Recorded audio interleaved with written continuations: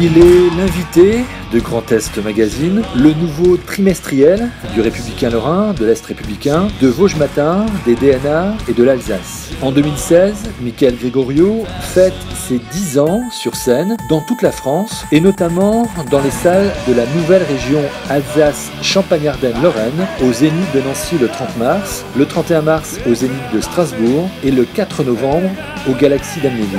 Car avant de remplir, le 16 mars, les 20 000 places de l'Accor Hotel Arena, anciennement Bercy, l'artiste, né à Mulhouse, parrain de l'association Ella, basée à Laxou, a trouvé sa voie loin de Paris avec l'inimitable Michael Gregorio, produit par Laurent Ruquier. Nous allons précisément voyager en Accal sur les traces de son enfance, d'Étain à Verdun, en passant par Châlons-en-Champagne. Bonjour, Michael Gregorio. Bonjour. Merci beaucoup d'avoir accepté l'invitation de Grand Est Magazine. Je vous invite donc à quitter la capitale pour embarquer du côté de l'Alsace, dans le Haut-Rhin. Nous sommes le 10 juin 1984. Votre famille est originaire de Pau, dans le sud-ouest, mais c'est à Mulhouse que Michael, Nicolas, Bernard, Gregorio pousse son premier cri. C'est sur le passeport. Il est vieux ce passeport. Mais... Il est vieux ce passeport, il date un petit peu. Ouais, j'ai même grandi depuis. Dites-moi déjà, Mulhouse finalement est une période extrêmement courte dont vous n'avez aucun souvenir, puisque vous y êtes né. Que quelques jours. Que quelques jours. Quelques jours, c'est vrai. Il y a eu un petit peu d'Allemagne après, si j'ai bien compris. Tout à fait, exactement. Voilà. Et après, il y a le retour vers le Béarn, puisque jusqu'au CM1, si je ne dis pas de bêtises. CE2, exactement. Voilà. CE2. Ouais. En fait, la première, vous arrivez au CM1 à Étain. Exactement, tout à fait. Tout à fait à ce moment-là. Alors, oublions vous ratez à 3 ans, je crois, à la maternelle, où vous refusez de monter sur scène. Ouais. J'ai lu ça. Passons aussi sous Mais j'y suis allé quand même. Vous y êtes allé quand même. Ma première scène, c'est ça. Voilà. Donc, j'ai pas vraiment 10 ans, j'ai 27 ans de carrière finalement. C'est beaucoup plus long. Moi, j'ai envie de savoir quel enfant était Michael Gregorio et quels souvenirs vous gardez de cette période. Plutôt une jolie période. Donc, j'étais à Pau, dans le sud-ouest. Donc plutôt de jolis souvenirs. Je pense que j'étais un enfant comme les autres, quoi. Je pouvais faire quelques petites bêtises de temps en temps, mais pas plus, pas moins que les autres enfants. J'étais bien éveillé, par contre, j'étais bien vivant. Ouais. J'étais bien présent. Ouais. Voilà. Votre papa est militaire, mécanicien navigant. Il est affecté à Étain, en Meuse, au 3e régiment d'hélicoptères. Ouais. On a retrouvé quelques RHC, ouais. 3e RHC. Changement à la fois de paysage et de climat. Comment vivez-vous ce déménagement? C'était un petit peu difficile parce qu'il fallait quitter donc, ses copains, sa famille. Moi, toute ma famille était à Pau. Donc, c'était, puis effectivement, changement de climat. Après, il y avait des trucs bien, quoi. Parfois, avec le verglas, on n'allait pas à l'école. À Pau, c'est impossible. Il y a rarement du verglas où il y a un petit peu de neige, mais bon, elle ne tient pas. Là-bas, en Lorraine, la neige, elle est là, elle tient. Donc voilà, non, c'était au début assez difficile. Puis après, très vite, je me suis fait de nouveaux amis. Et voilà, c'est aussi une région et une période que j'apprécie. Je suis resté quand même à Étain jusqu'à mes 18 ans, donc jusqu'au bac. J'ai passé mon bac à Verdun. Donc non, c'est aussi une jolie période et jolis souvenirs. J'ai malheureusement pas souvent l'occasion d'y aller puisque j'ai plus de famille et puis la plupart de mes amis ont bougé. Donc dès que je joue dans la région, c'est l'occasion de les revoir. Je me souviens de la dernière que j'ai dû faire, c'était au Galaxy d'Amnéville. Et puis c'était l'occasion de les voir un petit peu. Mais voilà, et quand ils viennent à Paris, on essaye de se voir. Pour ceux qui ne connaîtraient pas le village, Étain est un village de 3500 habitants. C'est une ville, attention, vous allez vexer les Sténois. Donc non, vous pouvez la garder. C'est une ville de 3500 habitants, située à côté de Verdun. C'est là que ce garçon, parfois avec des lunettes, parfois sans, grandit. 3 photos de classe. Toujours avec des lunettes. Alors, j'ai l'impression sur une des photos qu'on a retrouvées, donc c'est au primaire, lunettes, en 6e et en 3e. Vous êtes allé sur Copain d'abord, c'est ça? Non, on est passé par un camarade de classe. Un archiviste en fait qui nous a retrouvé ça. J'ai cherché la feuille. J'ai toujours des lunettes en fait. Là, j'avais dû les enlever, mais pour la photo, pour la photo, mais sinon je les portais. J'ai commencé à porter des lentilles au lycée. Alors l'élève que l'on voit ici en CM2, en 6e, en 3e, est-il réellement aussi discret et timide qu'on peut le percevoir sur ces clichés? Ah oui, je suis assez. Non, franchement, je suis assez. C'est drôle de voir les copains, de voir sa tronche quand même. Ça, c'est la 3e. Je vous laisse. Voilà, 3e Fleming. Je vous les enverrai si vous voulez. Bah oui, avec plaisir. Mais je les ai à la maison quand même. Ne vous inquiétez pas, j'ai tout ce qu'il faut.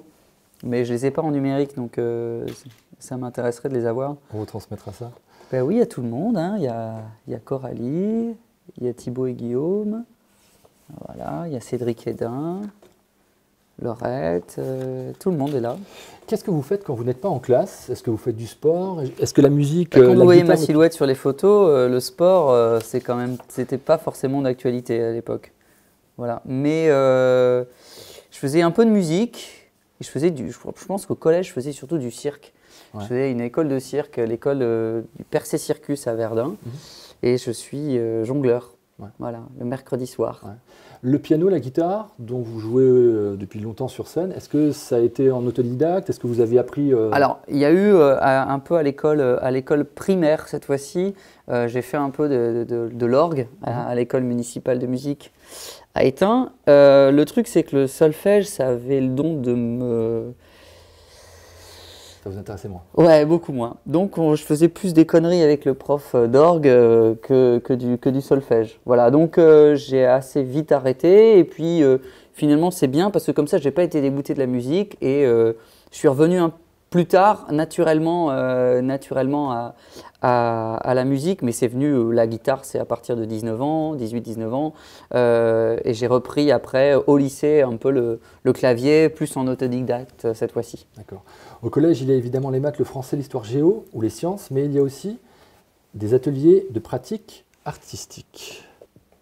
C'est au collège d'Étain. Et je m'occupais d'un atelier de pratique artistique et Michael était un des élèves de cet atelier. Je crois qu'on avait adapté, mais je ne suis pas sûre, un conte chinois, il me semble, qu'on avait fait ce travail-là. Et j'ai un très joli souvenir de Michael, je crois que c'est peut-être le premier, je ne sais pas si c'était le premier jour. Peut-être qu'il n'avait pas osé le premier jour. Mais en tout cas, il y a un des jours, une des séances, il s'est approché de moi. Il est venu avec une cassette. À l'époque, c'était des cassettes. Et puis, il m'a dit, tiens, parce que je demande toujours à ce qu'on me tutoie. Donc, il me tutoyait. Il m'a dit, tiens, Anne-Marguerite, est-ce que tu pourras écouter ça? J'avais un appareil et je venais à l'atelier en voiture et j'ai mis la cassette dans la voiture et j'ai entendu et j'avais été très très surprise de ce que j'ai entendu, très très très surprise parce que c'était enfin pour moi c'était un minot quoi et ce que j'entendais ça m'avait vraiment un peu sidérée. Je me souviens de sa voix et je me souviens qu'il pouvait faire beaucoup de choses avec sa voix. C'était des enregistrements qui faisaient de lui chantant et déjà imitant et c'était impressionnant quoi. Ouais. Qui est cette personne? C'est ma prof de théâtre, Anne-Marguerite Leclerc, donc, que j'ai rencontrée en classe de 3e et après je l'ai suivie au lycée à Verdun en option théâtre. Et effectivement, c'est un peu, c'est en découvrant le théâtre, moi, que j'ai eu envie de faire ce métier, quoi, clairement. Quoi. Il y a vraiment eu un déclic. Peut-être pas tout de suite en 3e, mais en seconde, ça c'est certain, quoi. Je me suis dit, j'ai envie d'être comédien, j'ai envie de faire de la scène mon métier. Et il y avait effectivement les imitations qui commençaient un petit peu, je m'enregistrais, je faisais écouter aux copains. Je ne savais pas que j'avais donné une cassette à Anne-Marguerite. Ça, j'avais complètement oublié cette histoire-là. Justement, quand vous vous rendez le matin en bus au lycée au Margot, ouais. Votre bus passait à côté des cimetières de croix dans les champs qui portent les stigmates de la Grande Guerre. Ironie de l'histoire, vous allez tourner quelques années plus tard, faire vos premiers pas d'acteur, de comédien en soldat dans Les Fusillés, qui sont passés sur France 3 il y a quelques mois. Mais c'est aussi dans ce bus, vous l'avez dit juste avant, que vous allez faire écouter vos premiers enregistrements. Exactement.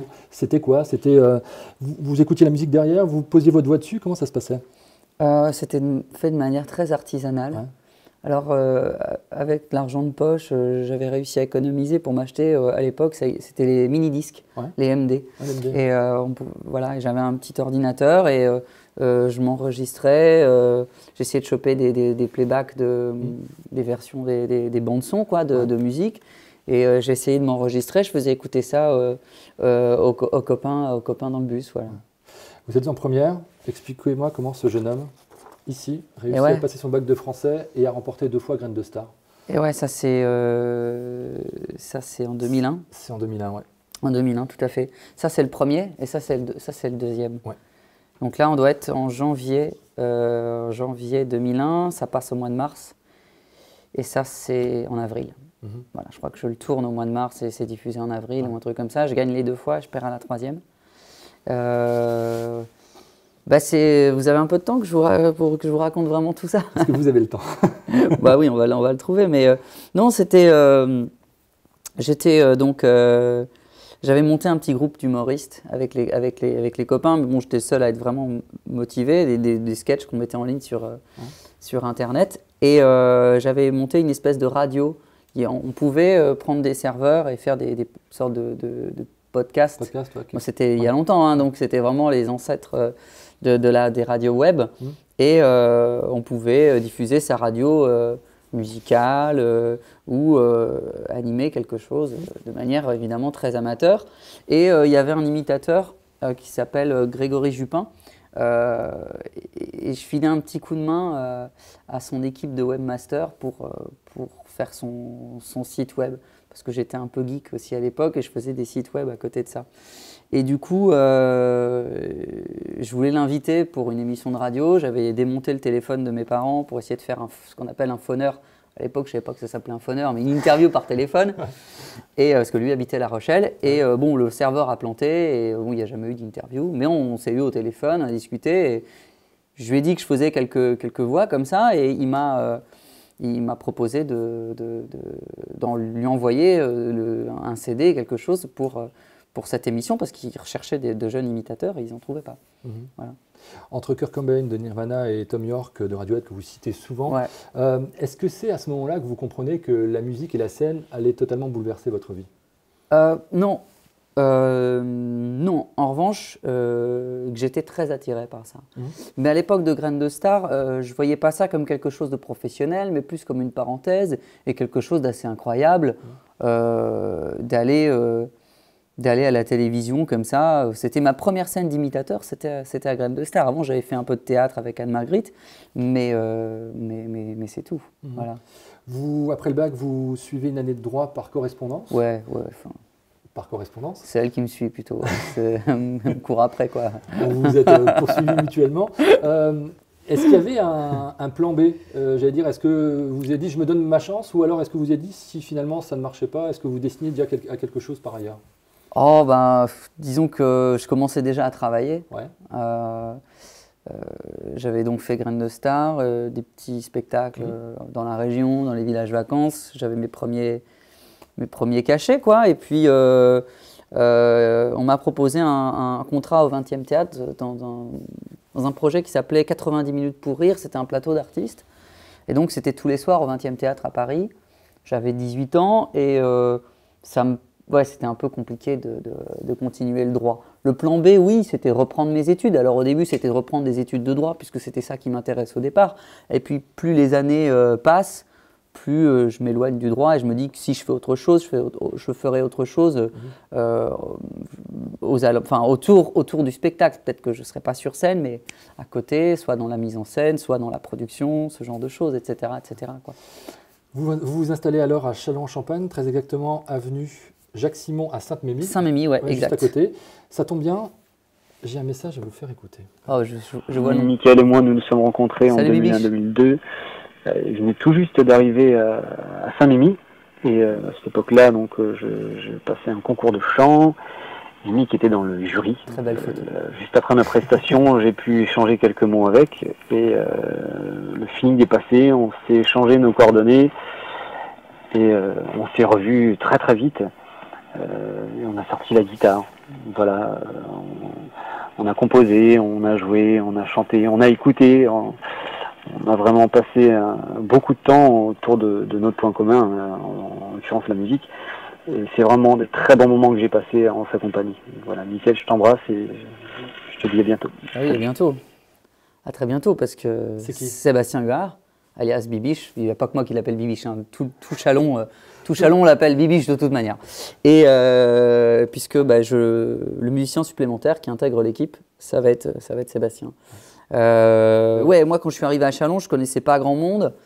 Et c'est vrai qu'il y avait ce concours de chant, et je l'ai vu arriver, je me cognais toutes les chansons des concours de chant, Lara Fabian. C'était tout le temps les mêmes trucs. J'aime beaucoup Lara Fabian, mais c'était pas aussi bien chanté que Lara Fabian. vous avez 3-4 versions où, je sais plus, les trucs les comédies musicales, tout ça. Et puis Sébastien était arrivé très simplement avec juste sa guitare et chantait une chanson, je crois que c'était Sur la route de De Palmas. Et du coup, moi, je venais de recevoir une guitare à Noël et je me dis, ah, ce serait bien s'il pouvait m'apprendre un peu. Et je vois qu'il habite Chalon. On a sympathisé très vite, quoi. Puis là, je suis content de l'amener avec moi sur J'ai 10 ans, sur la route, quoi. Un showcase en 2005 au Don Camillo à Paris et c'est la rencontre avec Laurent Ruquier. Ouais, peut-être même 2004, exactement. Ouais. Il y en a eu deux. Je crois que la vraie rencontre, c'est 2004. Ouais. Et Laurent Ruquier est dans la salle. Et visiblement, ça lui a plu. Ouais. Voilà. Vous saviez qu'il était dans la salle? Oui, bien sûr. Ouais. Ouais. Bien sûr, j'étais au courant. En fait, moi, j'ai fait une émission sur TF1 qui passait très tard, en 3e partie de soirée. Je devais avoir 18-19 ans. Ça s'appelait Les Coups d'humour. Et Laurent avait déjà vu l'émission, un truc qui passait tard le soir. Et il était curieux de voir ce que je faisais sur scène et ce que j'étais devenu, puisque c'était quelques années après. Et il se trouve que l'une des personnes qui s'occupait de cette émission, Sandrine Donzel, qui est un peu la maman des humoristes qui travaillait, donc à l'époque c'était Glem Productions qui produisait l'émission de TF1. Et là maintenant elle travaille chez Juste pour Rire, la même production que Laurent Ruquier. Et du coup, elle lui a passé l'info, il est venu et ça lui a plu et puis voilà quoi. Ouais. Bercy, vous connaissez déjà, vous assuriez la première partie d'une certaine Céline Dion en 2008. Ouais, 2008, ouais. Je l'avais fait avant. Est-ce que vous avez l'info ou pas? J'avais déjà joué sur la scène de Bercy avant 2008. Ah non, ça j'ai loupé. En 2003, exactement, pour les vœux de Bertrand Delanoë. Ah bah là, c'est voilà. Parce qu'en fait, mais c'était un truc un peu particulier. On avait refait 90 minutes pour rire, le plateau. Sauf que dans ce plateau, il y avait Anthony Cavana, Maxime, Bruno Salomon. Et moi, je faisais 5 petites minutes, un petit numéro, mais c'était impressionnant, quoi. Qu'est-ce que ça représente pour vous d'investir une telle salle après avoir fait notamment vos premiers pas sur la scène du théâtre de Verdun? Ah bah oui, c'est magnifique, très très beau théâtre. Oui, c'est vrai que c'est un volume différent, mais c'est une véritable gageure de faire cette salle. Ce qui va m'intéresser, pour moi mon défi, c'est d'essayer le plus possible d'occuper ce volume et de le rendre presque humain et chaleureux. C'est ça qui va me plaire dans Bercy. Après, voilà, j'ai eu la chance d'y jouer plusieurs fois, donc soit pour les vœux du maire de Paris, soit en première partie de Céline Dion. Voilà, ça fait peur et en même temps c'est assez excitant. Ouais. J'ai 10 ans. Si vous aviez à le présenter, il y a 3 spectacles qui ont vécu avant. Là, celui-là est un peu une sorte de best-of, de digest. Comment vous le présenteriez? Effectivement, il va y avoir une partie comme ça, les meilleurs moments des 3 précédents spectacles, mais évidemment, je ne vais pas me priver de reprendre, de te retrouver et d'avoir des inédits, des nouvelles voix, des surprises.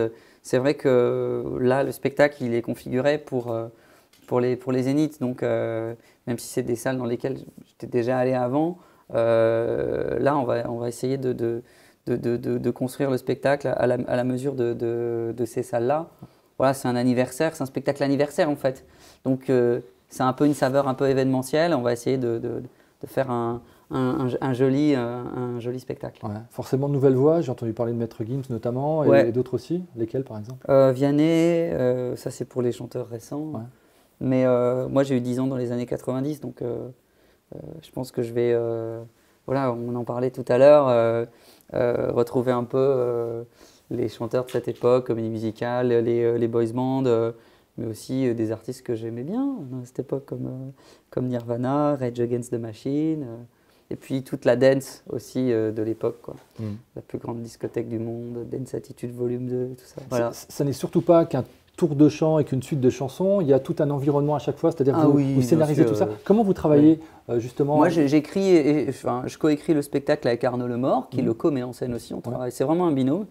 Et puis on essaye de trouver, on ne va pas raconter vraiment une histoire, c'est pas quelque chose qui est écrit, mais en tout cas un fil conducteur, une petite ficelle sur laquelle on tire et qui va dérouler et qui va dérouler le spectacle. Ouais. Vous insistez beaucoup sur le fait que certes, il y a la voix vers laquelle vous essayez de tendre, mais il y a beaucoup la posture aussi et la manière d'interpréter, la manière dont est l'artiste. Ouais. Vous regardez beaucoup de vidéos, comment vous… oui, énormément. Ouais. Après, il n'y a pas de règle, ça va dépendre aussi de ce que je veux faire de l'artiste, parce qu'il y a la caricature, il y a l'hommage, il y a parfois même la création de personnages. C'est le cas de Christophe Maé ou des Bébés Brunes. On est au-delà de la caricature, quoi. Je me suis amusé à créer un personnage et je m'amuse avec ça. Après, pour des artistes on va dire, pour lesquels je rends hommage, le travail est différent. Ça va être plus, on en parlait tout à l'heure, les émotions. Ça, c'est ce qui m'intéresse le plus d'ailleurs. C'est pas tellement le travail vocal, c'est l'interprétation et retrouver les émotions de l'artiste. C'est ça qui m'intéresse le plus dans ce métier. Entre une petite salle dans laquelle vous sentez forcément l'émotion de la salle et un Bercy. On sent aussi des choses dans les grands volumes. On sent aussi. C'est différent parce qu'il y a une inertie, il y a un peu une latence entre le moment où vous donnez votre texte et puis le retour du rire, du public, etc. etc. Une qualité de silence peut-être aussi qui peut être aussi un élément sur certains registres. Oui, alors la qualité de silence, c'est plus pour l'extérieur. Là, à l'extérieur, il y a généralement pas la même qualité de silence, mais il y a aussi une autre énergie. L'une de mes dates préférées de la tournée précédente, c'était au Paléo Festival. Il y avait 12 000 personnes et il pleuvait. Je pensais que les gens ne resteraient jamais. Et en fait, on a fait 1 heure, 1 heure et quart avec les gars. Et cette date était complètement magique. Et dans les petites salles, il y a une immédiateté, il y a une proximité qui est super intéressante. Alors c'est vrai que le prochain spectacle, on ne va pas pouvoir aller dans ces petites salles, mais je pense que le prochain, on reviendra à quelque chose en tout cas d'adaptable. Voilà. Plus encore que les 3 précédents, J'ai 10 ans sera un véritable concert, vous venez de le dire, avec ces codes que vous prenez un malin plaisir à chaque fois à détourner. Élodie, votre sœur, qui est aujourd'hui infirmière, oui, c'est ça. Si je ne dis pas de bêtises, dans le sud-ouest, sera comblée puisque je crois que vous reprenez notamment des boys bands dont elle était fan à l'époque. Sur qui testez-vous vos nouvelles voix quand vous en faites? Le premier public, c'est les musiciens, les techniciens. Ça, c'est vraiment le premier, le tout premier public. Parce que généralement, je suis en tournée, j'essaie des trucs. Donc, ça, c'est vraiment eux, c'est la première ligne.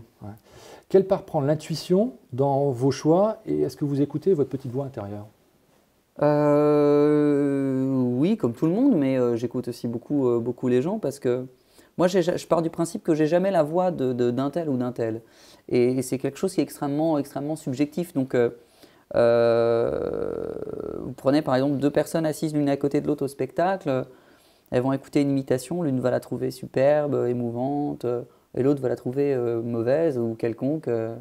Pourtant, j'aurais fait exactement la même chose, mais elles n'auront pas entendu la même chose. Donc c'est vraiment la justesse de l'imitation, c'est vos oreilles qui la rendent juste. Mulhouse, Étain, Verdun, Châlons et Nancy, ou plus précisément Laxou.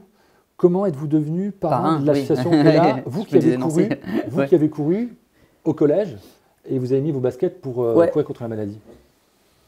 C'est une jolie histoire. C'est vrai que moi, je me souviens de ce cross du collège à Étain. Et puis quelques années plus tard, être appelé par Jean-Claude Sata, la personne qui s'occupe des personnalités au sein de l'association. Quand il m'a parlé d'ELA, je connaissais. Et pour moi, je trouvais ça logique d'aller jusqu'au bout de ma course, quoi. Moi, j'avais pas dû beaucoup courir parce que j'étais un peu asthmatique, donc je sais pas si j'avais terminé le cross.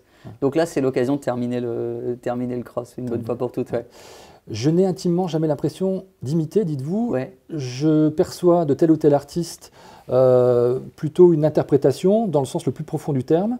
Après Les Fusillés sur France 3, après Malaterra sur France 2, est-ce que l'interprète que vous revendiquez être ne va-t-il pas prendre le pas dans vos futurs projets sur le musicien, le chanteur et l'imitateur que vous êtes? Je sais pas, très honnêtement, je sais pas. J'espère qu'il y aura d'autres projets comme ceux-là. J'espère qu'il y aura d'autres aventures parce que c'est extrêmement enrichissant artistiquement. Après, pour le moment, je n'ai pas envie d'abandonner la scène dans ce que je fais. Là, cet été, je tournais Malaterra, j'étais en Corse. Puis le 21 juin, il y a les scènes, là, je tournais, il y avait plein de scènes de musique, quoi. Et ça me donnait envie. Et j'ai appelé mes camarades musiciens pour savoir ce qu'ils faisaient. C'est vrai que d'habitude, on est tout le temps sur scène. C'était la première fois depuis 8 ans que je n'étais pas sur scène à cette période de l'année. J'adore les concerts en extérieur, j'adore ces trucs-là. Et du coup, ça m'a un peu manqué. Donc là j'ai hâte de reprendre.